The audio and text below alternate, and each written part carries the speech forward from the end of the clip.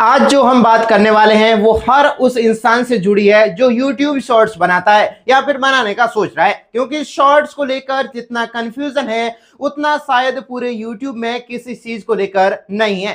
किसी को डर है कॉपीराइट का, किसी को मोनेटाइजेशन का, कोई बोलता है म्यूजिक लगा तो पैसा नहीं मिलेगा, कोई बोलता है एआई से वीडियो बनाया तो चैनल बंद हो जाएगा। आखिरकार सच्चाई क्या है? और ये सब बातें इसलिए फैलती है क्योंकि रियल सिस्टम कोई ठीक से नहीं बताता। सबसे पहले उसी डर को बात करते हैं जिससे ज्यादा लोग रुक जाते हैं, यानी कि म्यूजिक की। शॉर्ट्स में अगर आप YouTube ऐप के अंदर से म्यूजिक यूज करते हो तो क्लेम आएगा, इसमें कोई शक नहीं है। लेकिन क्लेम आने का मतलब ये नहीं है कि आपकी कमाई बंद हो जाएगी। क्लेम और स्ट्राइक में जमीन आसमान का फर्क होता है। रुकिए, हम पूरा डिटेल में इसमें बात करेंगे। स्ट्राइक खतरनाक है, क्लेम नॉर्मल है। यानी कि आपके शॉर्ट्स पर जो क्लेम आ रही है, कॉपीराइट क्लेम आ रही है, इससे डरना नहीं है। ये एक नॉर्मली प्रोसीजर होता है, आपका पैसा नहीं रुक सकता, लेकिन कुछ पैसे, कुछ प्रतिशत हिस्सा है वो उस कंपनी को जो सॉन्ग यूज किया उसको जा सकता है, लेकिन कुछ हिस्सा जो क्रिएटर कंटेंट बनाता है उसको भी मिलता है। लेकिन इस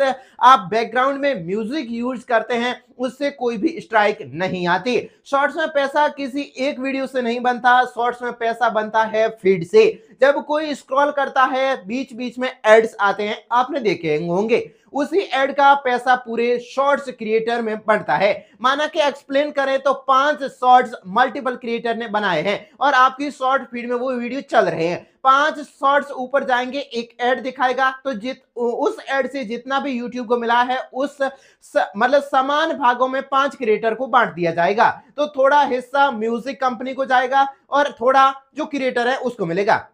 अगर आपने नहीं लगाया है तो पूरा का पूरा हिस्सा आपको ही दिया जाएगा। लेकिन एक बहुत ही बड़ी गलती लोग करते हैं, बाहर से म्यूजिक लगाकर वीडियो एडिट करते हैं और फिर शॉर्ट्स में अपलोड करते हैं। वह पूरा पैसा सीधे म्यूजिक कंपनी को चला जाता है। तो इसीलिए ध्यान रहे, आपको रिपीट कर दूं, सॉन्ग में आप शॉर्ट्स में सॉन्ग लगा रहे हैं वो YouTube से ही लगाना है। आप डायरेक्टली लगाएंगे तो पूरा का पूरा पैसा जो है ऑफिशियल कंपनी है सॉन्ग बनाने वाली उसी को ही जाएगा। तो ये एक बात है, वो आपके मन में डाउट है तो इसे आप क्लियर कर दीजिए। इसलिए फर्क सिर्फ ये है कि म्यूजिक कहां से यूज किया जाए। अब बात आती है मोनेटाइजेशन प्रोसेसर की, यानी कि मोनेटाइजेशन रिजेक्ट है, एक्सेप्ट है, उस पर क्या होगा। YouTube किसी से ये नहीं पूछ रहा कि आपने कौन सा म्यूजिक लगाया है, कौन सा टूल यूज किया है। YouTube बस एक चीज आपके कंटेंट में देखता है कि कंटेंट ओरिजिनल है या फिर नहीं है, यानी कि आपका खुद का कंटेंट है या फिर दूसरों का उठाया गया है।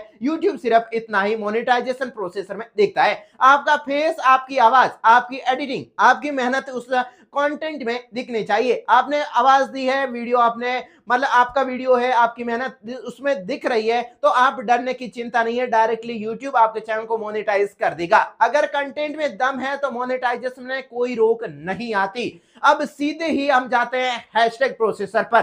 तीसरा ऑप्शन है कि हैशटैग से क्या होता है, क्या हैशटैग से मोनेटाइजेशन प्रक्रिया रुक जाती है या फिर इससे हमारा चैनल डिलीट हो सकता है या नहीं। हैशटैग को लेकर भी लोग बेवजह भागते ही रहते हैं। 20, 30 या फिर 40 तक हैशटैग है वो शॉर्ट्स में लगा देते हैं, लेकिन रियल में शॉर्ट्स में अधिक हैशटैग लगाने से वायरल नहीं होता है। शॉर्ट्स मान्यता सिर्फ 3 या 4 हैशटैग ही देने चाहिए। 3 या 4 सही और रिलेटेड हैशटैग ही शॉर्ट्स वायरल होने में काफी होते हैं। आप शॉर्ट्स का एक ऑफिशियली शॉर्ट हैशटैग यूज कीजिए और बाकी जो भी आपके वीडियो से रिलेट करते हैं उसको आप वहां पर पेस्ट कीजिए या फिर वहां पर लिखिए, ताकि जो YouTube है उसको एल्गोरिदम को समझ में आ जाए कि आपने किस रिलेटेड अपना कंटेंट बनाया है और वो शॉर्ट्स फीड में भेजना है उसे ये समझ में आ सके।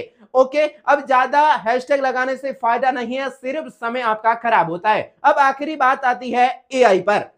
एआई से बना हर वीडियो गलत है और हर वीडियो सही नहीं है। यानी कि मेरे कहने का मतलब है एआई से बना हर वीडियो आपका, अगर आपने उसमें अपनी फेस वैल्यू नहीं दी है या फिर अपनी कोई भी क्रिएटिविटी, आवाज वगैरह नहीं दी है, तो वो एआई पूरा आपने एआई का बनाया है तो उसमें समस्या आ सकती है। भले कोई क्रिएटर को नहीं आई हो, कभी ना कभी उसको आ जाएगी। यानी कि पूरा आप एआई से कंटेंट नहीं उठा सकते।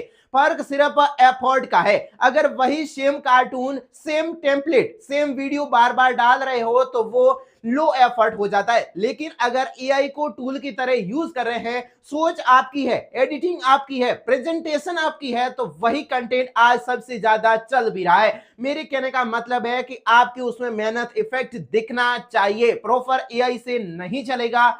वॉइस आपकी होनी चाहिए, या फिर कह सकते हैं फेस आपका है, एआई से वॉइस ले सकते हैं। कुछ ना कुछ आपके उसमें क्रिएटिविटी यूट्यूब को नजर आनी चाहिए। यूट्यूब का सीधा नियम है, शॉर्टकट नहीं चलेगा, स्मार्ट मेहनत चलेगी।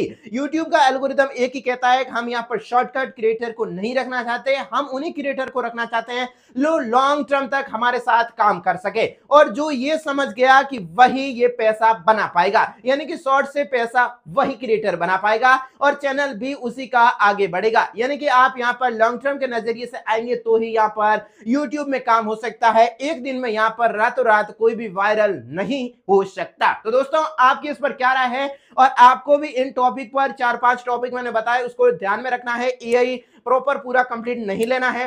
हैशटैग है वो ज्यादा नहीं बढ़ने, 3 से 4 बेहतर है। और बाकी कह सकते हैं म्यूजिक वगैरह आप खुद यूट्यूब से ऐड कर दीजिए, मोनेटाइजेशन की कोई दिक्कत नहीं है अगर आपका उसमें क्रिएटिविटी नजर आ रही है। मैं अशोक कुमार और आप देख रहे हैं टेक फिक्स मोबाइल।